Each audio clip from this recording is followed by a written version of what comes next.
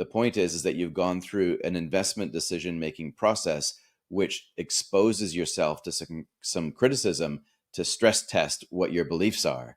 Because it's really easy to get stuck into a rabbit hole, and it's almost like you're getting indoctrinated into a cult when you're learning about crypto. So it's really important to challenge that as you are learning about it, so that at the other end of it, you make a decision based on process, not based on emotion. And even an investment of just $10,000 can do a lot over a 30-year time frame. Because if you can be a determined long-term investor with Bitcoin in particular, the risk and return profile really starts to shine the longer you forecast this out. But if you allow for a 15% rate of return, even just $10,000, that's it, invested for 30 years, can turn into about $830,000. It's significant, but that's why only a little dabble do you is probably the best principle to follow if you're considering how much Bitcoin to include into your own portfolio.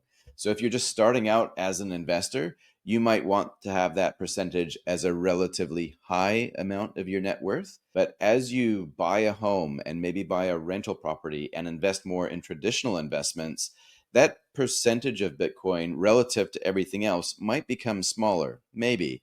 But over the long term, there's a general principle that the higher the return that you're after, the more volatility or the bumpier the ride will be on the way to getting that return.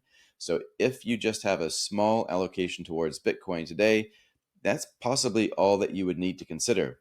Of course, this isn't financial advice, and of course, you can do what you want, including going all in, becoming irresponsibly long, becoming a Bitcoin maxi. All the power to you. That's awesome. However, do your own due diligence and make sure that you've considered the pros and the cons associated with any investment strategy.